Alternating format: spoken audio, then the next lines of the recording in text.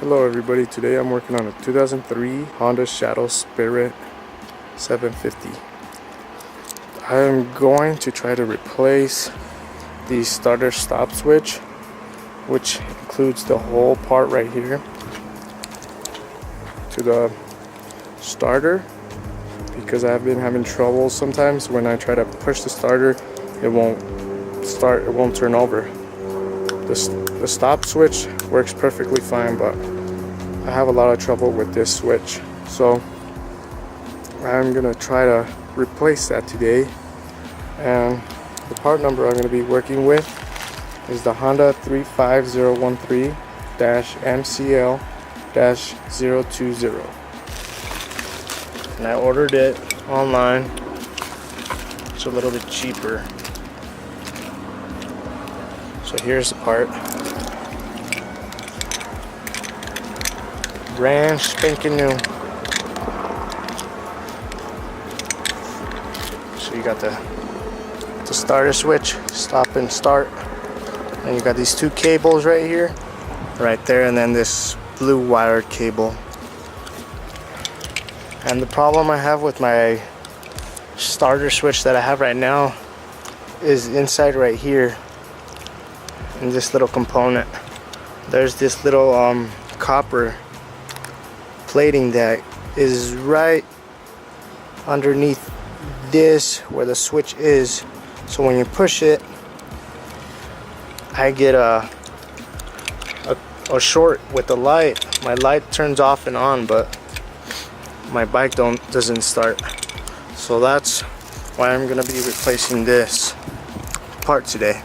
And you also get 2 new screws, so you don't have to reuse the old ones. Okay, so I've actually taken this piece off of the bike before, but I've never taken off the throttle cables, which are these 2 lines that go from the back, which consist of working with the throttle. So that's the trouble I'm gonna have because I've never worked with those. There's a bee. I guess he wants to be in my video. Well, right there, you can see where that little guy's at. There's 2 little cables right there, which are these ones that connect to there, and I'm guessing these 2 cables right here go into the headlight. So I think I'm gonna have to remove the headlight first, and I'm gonna start by removing these 8mm bolts on each side, one on this side and one over here on this side. For the headlight, which you just pull from the bottom and then pull down, and that way you'll remove the tab from the top, which is holding on to your headlight. And you're gonna want to remove electrical connection to your bulb, which I assume you just pull off like that. Set your headlight aside. So pull that down. Those are flexible, so you can just push them back when you're done and rewiring and everything back together.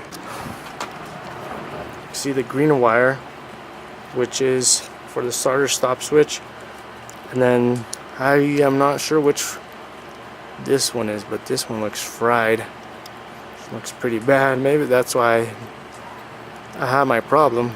It's right there, but it doesn't matter. I'm gonna replace it either way. So pull that apart. I feel like I'm gonna put some electric tape right there because it looks like it's spliced. There we go. So you hold the clip, push this notch down, and pull out. Just make sure to hold from back here. So now that that's free, and go outside, make sure to follow the starter right here, and go down, follow it. I think you might have to cut this zip tie if you even have one. So I'm just gonna feed that wire through the back, feed it through the bottom of the headlight housing, push that back, and there we go. Our cable is out. So I'm gonna remove these 2 connector clips that connect to the brake light, I believe. Should be pretty brittle, so it's easy to just come off. See? Throw that away. At where the switch is, there are two Phillips head screws underneath the starter stop switch, so I'm going to be removing those two right now.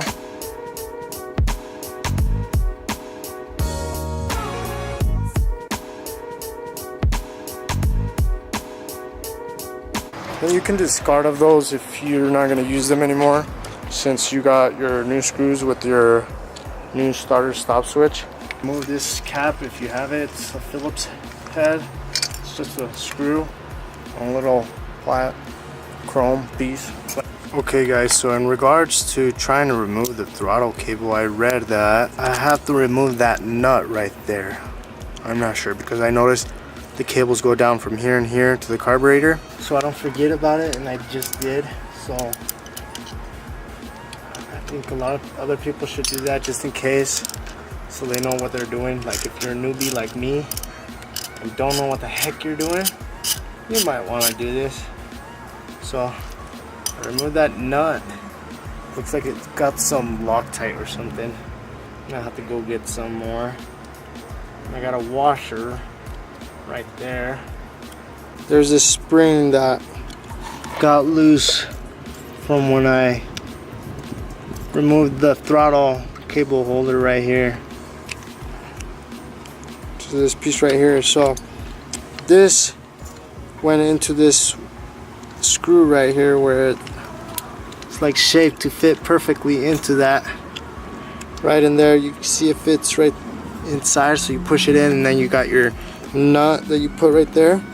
So what I had to remove was, there was 3 screws. There's one up here and there was 2 on this side. There's this really small one, which you're gonna need a really thin screwdriver, almost like similar to this one. It was right here.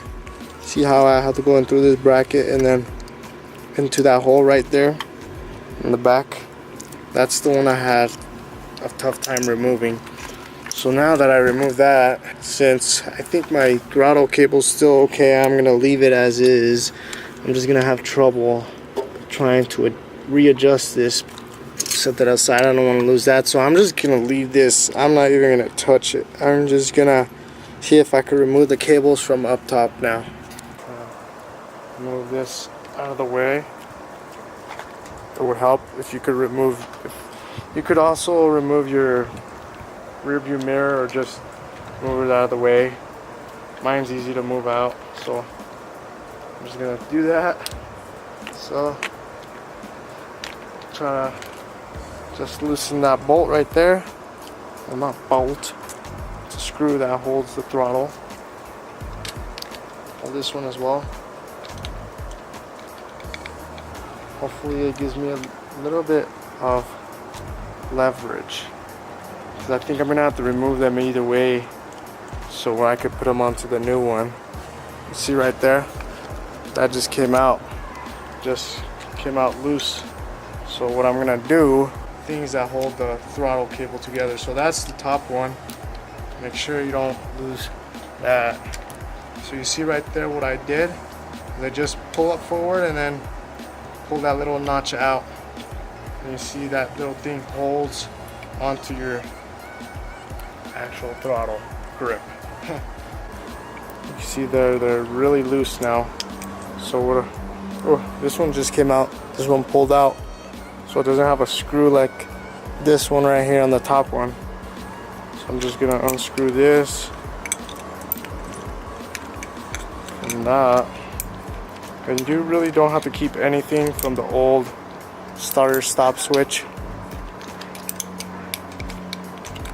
Just have to unscrew it. I guess I should have measured where it was last at. So you see that? You got your top one. The top one looks like it has a screw at that end right there. And then the bottom one doesn't. It just screws from the back.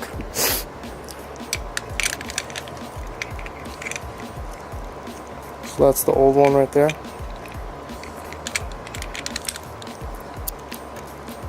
This is the new one. Very nice. The button feels a lot firmer. This one, probably hear it. Doesn't sound as nice when you click it. You can hear the contact points actually getting contact. I'll probably take this one apart and show a lot of people what the problem I had was on the old one. But let's just go back to working on this. I'm gonna feed that top little line through there. So it should be loose. You'll have enough slack in there. And I'm gonna screw that on right here to the back. Grab the screw to hold this in place so it doesn't jiggle around. That's something you could do. And then that will be your bottom one. So now I'm gonna take that bottom screw out. Fit that on the top first. Make sure you got the top cable and the bottom one. So the bottom one will go on the one closest to the bottom of the tire, and the top one will go where that button is at. So I'll get the bottom throttle cable and try to put it in from where that notch is. Just push it in. Easy as that, because the bottom of the throttle where the carb is at is loosened, so it should have enough slack to just go in there and just slip inside. So you can see right there, that's the top one, that's the bottom one. And I'll screw these in just a little bit from the back, these screws, just so they don't move from, so when I go back down there, these cables don't loosen up or anything, because I don't know anything about throttles. Okay, so my problem is in, you see this little notch right there? Well, that should fit right underneath your bar. I was having trouble trying to put that in and I didn't notice that, so I had to align this bottom piece with that hole so it could grip on tightly. Okay, there we go. Set in, there we go. You see how it's shut right here? It's flush. That's what you want to get. Well, if you didn't put it on right, so you're gonna have to recheck and make sure you're inside of that bottom hole with the bar, like how I was telling you earlier.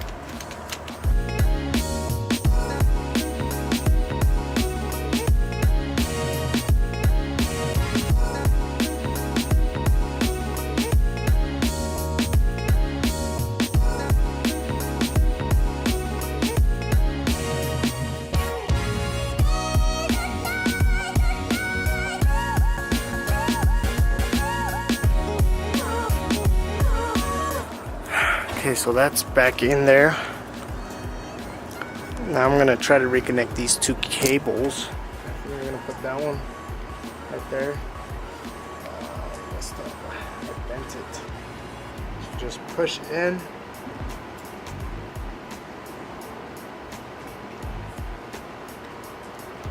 And move that rubber boot forward. I got my zip tie. Hold that onto that. And I'm gonna put this cable back into the headlight where it was. Make sure you don't tug it too tight, because then you might rip that. So you got that. Leave enough slack so when you're steering, your cable has enough tension to move around. So you see right here, that's how much slack I left it at least, so it could look a little loose. And I'm just gonna tighten all these so that they're not all just freely moving wherever they want. So I'll just leave it a little snug, not too much, because you want to have that slack in there when the cables move, so they don't rub up against that too much. So now, going back down here, you got female connector and a male connector right here. So just plug those two together. There you go. Pull that rubber boot a little bit back so you have enough space to hold this gold pin and push it forward. So you get enough contact right there. There you go. That's how it should fit. Snug. Now roll that rubber boot over those two. So pull those two tabs down. Make sure you have enough space. Move everything back in there. You want to leave this one out because that's for your light bulb. Try to move everything to the back as far as you can so you get enough space for your headlight to sit in there. So there we go. Now we just got the cable for the headlight. What you want to do is grab your headlight. You see right here, this tab is going to fit into this top piece of your housing. So just snug it in, you know. But first of all, connect your headlight to your light bulb. It's just a 3-pin, fits right in. Now I'm going to do the top side first. Try to align it the best way you can. So there we go. Get that side in. Now you just screw it back in.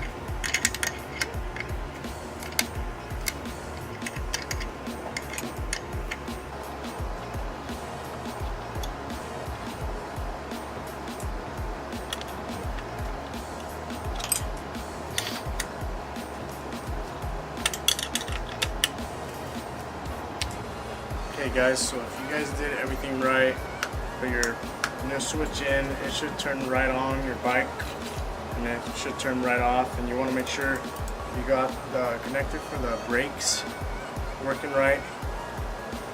Just be sure when you turn everything on, everything's okay. And I'm gonna give it a test. See if it starts right away.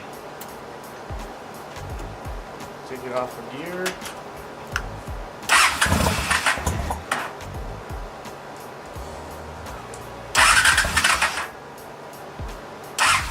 Okay guys, so I'm back here to my throttle drum, and I noticed the problem I was having of my bike not starting was because of the throttle adjuster, which is this little knob right here that adjusts the throttle drum right there. It didn't have enough leverage for when the throttle moves up, like so, like that. It wasn't at the right angle, so I had to readjust this, and I try to adjust the spring as well, because the spring, I guess, has to turn around once. That's where I was able to attach the spring to, because it was kind of hard to make it go anywhere else. So you want to make sure you adjust that so your motorcycle gets enough gas. Should start up just fine.